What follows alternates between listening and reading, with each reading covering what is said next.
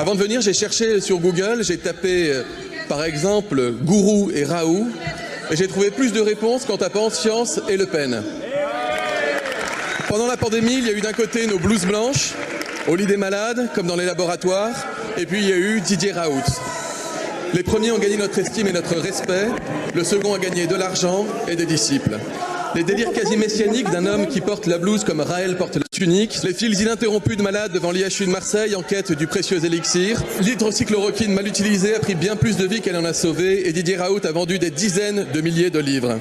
Il y aura, mesdames et messieurs les députés, d'autres crises sanitaires dans notre pays, il y aura d'autres gourous, certains parviendront à ébranler la confiance de nos concitoyens à large échelle, d'autres attenteront même peut-être à nos institutions. Waouh! Alors là, il compte faire des one-man show ou comment ça se passe?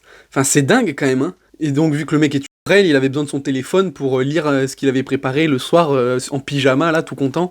Le mec fait quand même de rap punchline, là, pour défoncer Raoult, alors que le mec est quand même un des génies de la virologie dans ce domaine-là, dans le monde. Je veux dire, des médecins du monde, de la planète, respectent Raoult pour son travail. Et là, des politiciens de merde qui n'ont fait absolument aucune étude intelligente, hein, à part passer sciences politiques, l'ENA et compagnie, à part avoir l'intelligence de la mémoire et compagnie, c'est des balles. Il connaît rien, le mec, tu lui poses 2-3 questions en sciences, il tremble, il fait une crise d'épilepsie parce qu'il connaît rien, et le mec, il vient te dire avec aplomb qui sait que Raoult dit de la merde, alors qu'en plus, tout ce que Raoult a fait a été prouvé scientifiquement, et même les procès, enfin tous les trucs qu'il a eu et tout, il a toujours été relaxé, et enfin je veux dire, il a jamais été emmerdé au niveau vraiment légal, donc tout ce qu'il a fait, c'est prouvé, il n'y a pas de merde et tout, donc ils essayent de le démonter médiatiquement, alors que le mec est intouchable, quoi. Enfin vraiment, moi c'est ça qui me tue, c'est de voir des mecs en costume pingouin en train de parler de choses qu'ils ne connaissent pas face à un mec qui est respecté dans le monde entier par le monde scientifique, quoi. C'est du génie, franchement, c'est du génie. Pardon, mais s'il y a bien une personne qui ne devait pas prendre la parole aujourd'hui, c'est monsieur Véran, qui a dit tout et l'inverse de tout pendant la crise du Covid. Il a osé parler de monsieur Raoult. Alors on va parler du professeur Raoult, parce que c'est un sujet fondamental. Mais dites-moi, il n'y a pas quelques ministres qui ont été soignés par le professeur Raoult? Il n'y a pas un président de la République qui est allé pour rendre hommage au professeur Raoult? Et maintenant, vous le traînez dans la boue. Comme quoi, il faut conserver à tout prix la liberté de critique et la liberté d'expression. Merci de votre démonstration. Là, on est vraiment dans un rap contender, hein. Et alors là, sur le coup, elle l'a enterré. Oh. Franchement, elle aurait un micro à la main, elle aurait fait drop the mic. Là, elle a baissé le micro. Vraiment génial, exceptionnel. Oh punaise, la démonstration qu'elle lui fait, vraiment, en plus avec la conclusion qu'elle dit, vraiment c'est génial. Elle l'a retourné. Enfin, franchement, je peux pas dire mieux. Quand même incroyable, parce que même le Conseil d'État a dit que c'était contre la liberté d'expression. C'est dire, qui avait été rejeté par le Sénat, rejeté une première fois, ils l'ont fait repasser à la macroniste. Hein. C'est-à-dire que quand ça passe pas, les macronistes, ils font revoter jusqu'à ce que ça passe. Ils avaient le droit quand même. Ils ont le droit. Voilà. Donc c'est pas la macroniste, c'est la loi en fait. Et oui, et je vais vous dire, c'est quand même pas terrible, on est d'accord? C'est quand même pas terrible. C'est la loi. Mais il y a une responsabilité. La loi, c'est pas terrible. Là, je vais vous donner raison, il y a une responsabilité de l'opposition. Ils n'étaient pas présents. La deuxième fois, il manquait 24 députés LFI, 25 députés RN. Voilà. Et il aurait fallu 23 voix pour que ça passe pas. Vous voyez ? Donc je suis désolé, c'est bien ensuite Marine Le Pen faire la leçon, mais il fallait mobiliser ses députés, c'était beaucoup plus efficace. Comme ça ne serait pas passé.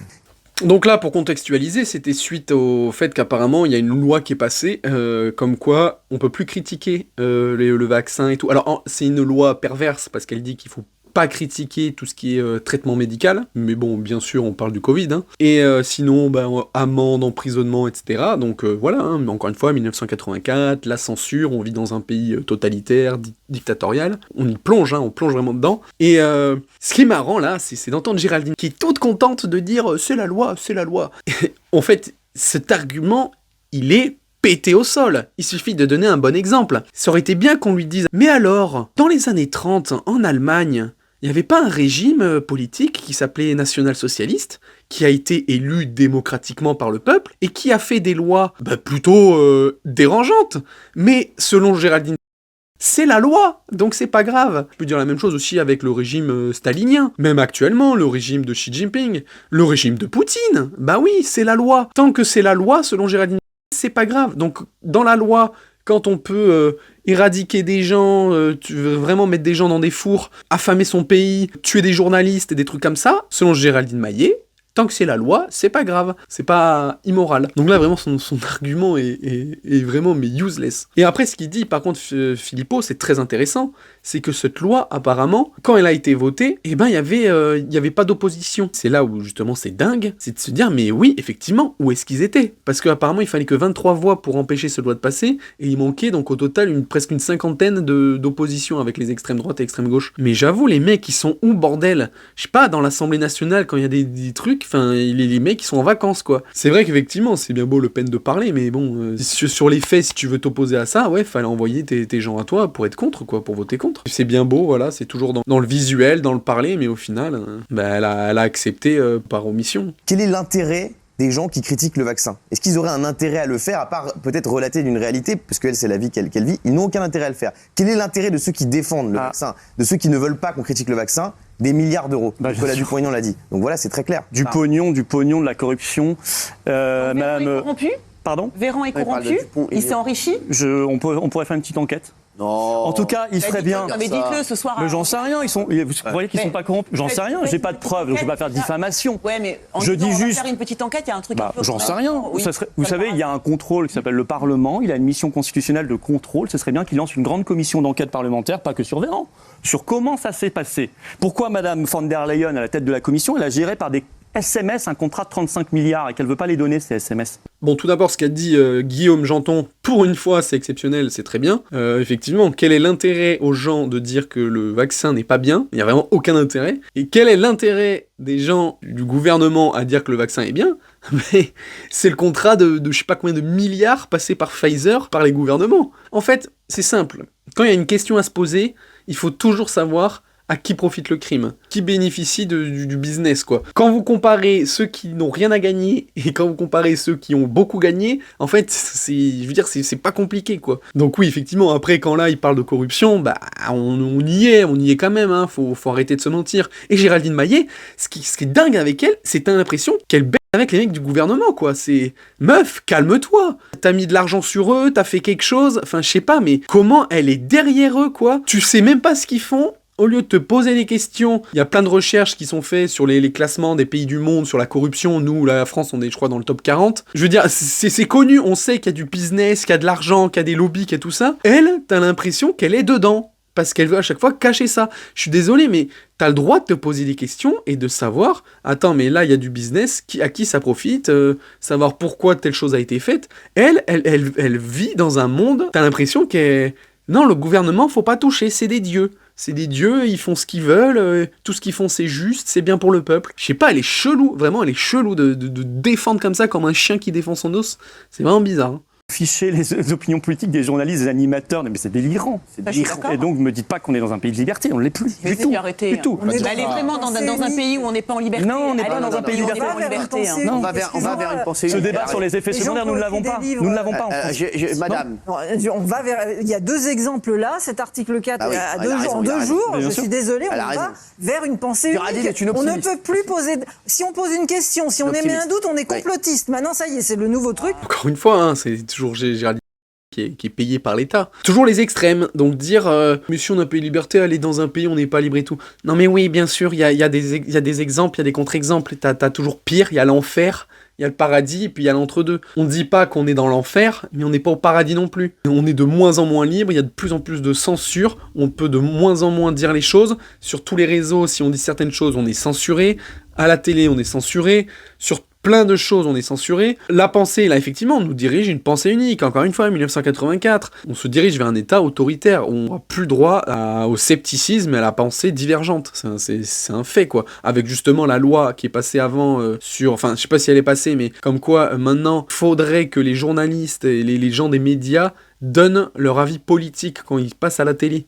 Non mais c'est un truc de dingue. On nous explique que pour mettre un bulletin dans une urne, c'est secret. Donc si c'est secret, c'est que tu peux garder ton opinion politique pour toi. Et là maintenant à la télé, il faut dire pour qui tu votes. Mais c'est un truc de dingue. Enfin, et à part ça, oui, on est dans une pure liberté, dans une pure démocratie. Enfin, vraiment, mais Géraldine Maillet, c'est l'espionne de l'État français, quoi.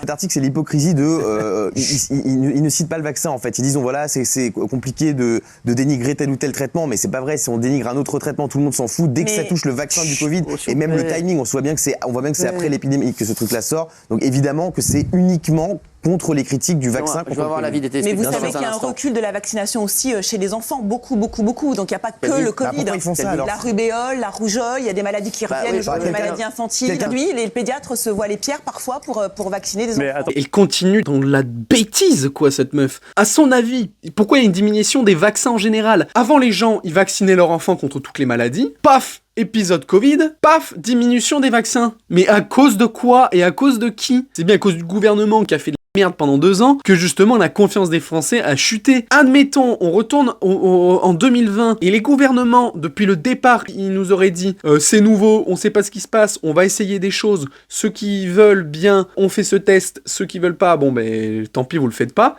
Hein, comme dans un vrai pays démocratique. Tout le long, ils nous rassurent en vrai en disant on cherche, on voit avec d'autres pays comment ça se passe, etc. On sait pas s'il faut un masque, mettez-le par précaution, si vous mettez pas, c'est pas grave parce qu'on sait pas si c'est utile. Au lieu de d'être complètement responsable et de dire des bonnes choses, le Covid il serait passé pareil, hein, et là il y aurait pas eu une chute de confiance. Les vaccins, les autres vaccins qui sont pour le coup utiles, qu'on met aux enfants, il y aurait pas eu de diminution non plus parce que les gens là sur le coup auraient pas été cons, ils savent faire la part des choses. Et en plus les médecins, parce qu'il y a beaucoup de médecins généralistes qui ont plongé dedans. Et je suis désolé, hein, les médecins, ils sont aussi incompétents que les politiciens. Hein. À part s'ils ont fait des études de virologie, etc., ils en savent que dalle, à part peut-être 3 lignes dans un livre qu'ils ont lu 10 ans avant dans leurs études. Même les pros du virus, ils connaissaient pas le Covid-19. Donc même les chercheurs qui bossaient là-dessus et tout ça, ils étaient en PLS, donc les médecins, ils ne savaient rien. C'est juste que, encore une fois, ben voilà, hein, on parlait de corruption tout à l'heure. Donc la confiance aux politiciens et aux médecins a chuté, et c'est que de leur faute. Vous savez qu'ils ont fait, avec leurs bêtises et leurs mensonges, ils ont fait s'effondrer la confiance en général dans la médecine. Oui, c'est ça qui peut avoir des effets dramatiques à côté. C'est qu'ils ont fait s'effondrer la confiance dans la médecine, mais c'est à cause d'eux. En racontant tellement de mensonges, en manipulant les gens et en ne reconnaissant pas la vérité maintenant sur les blessés, comme Marie-Charlotte, ils ont cette responsabilité. Bah du coup, voilà, hein, c'est ce que j'ai dit, complètement d'accord.